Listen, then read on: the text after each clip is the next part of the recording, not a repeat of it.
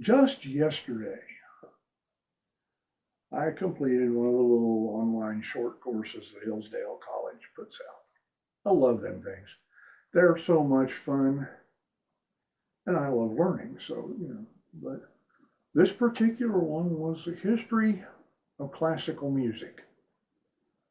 Now, it didn't go all the way back. It started with Chopin, early 19th century, and came forward to, although the title said it came forward to Gershwin, it actually came a little more forward than that because through the course of the course of the course,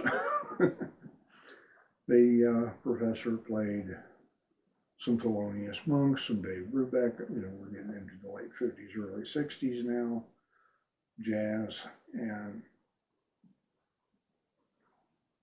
there's a lot of wonderful stuff there. But I got to thinking, the last lesson of that was a 55-minute or so piano recital by the professor. And then final quiz. But I got to thinking through the course of that little short course. And then I was watching YouTube videos. Guilty, I do it all the time. There was a video about the Jimi Hendrix of other instruments. Well, I'm not sure sometimes Jimi Hendrix was the Jimi Hendrix of the guitar. And I don't say that disrespecting Hendrix's skill at all.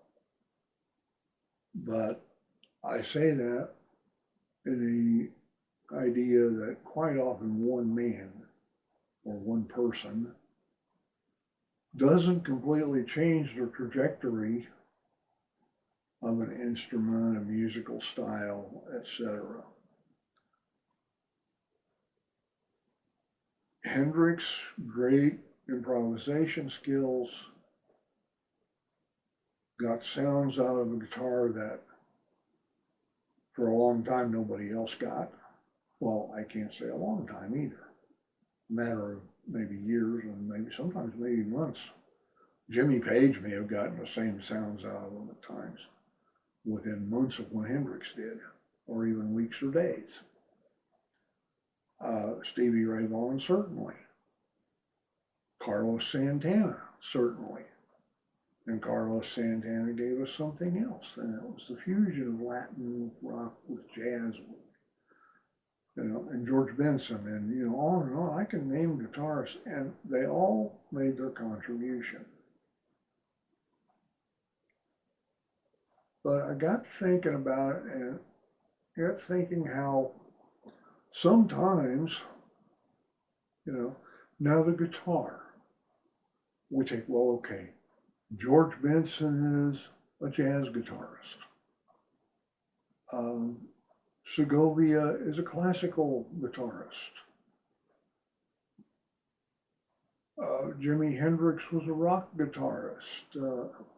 Stevie Ray Vaughan, no, we look more as a blues guitarist. But then B.B. King is also a blues guitarist, and their styles are not all that similar.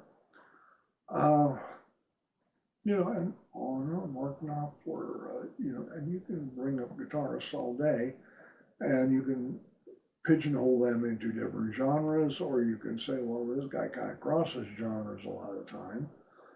And it's true. But I got thinking, sometimes an instrument is what gets somebody pigeonholed.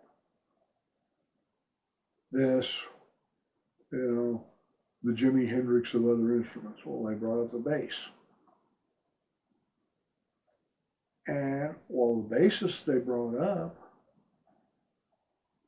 has done amazing things in jazz, he was best known as a rock bassist. And I thought, yeah, and while you're bringing him up, you're skipping Donald Duck Dunn, you're skipping Stanley Clarke, both great jazz bassists. And you probably never heard the guy enough to really realize how good he was, but Eugene Wright of the Dave Brubeck Quartet. Amazing bassist in his own right, pun intended.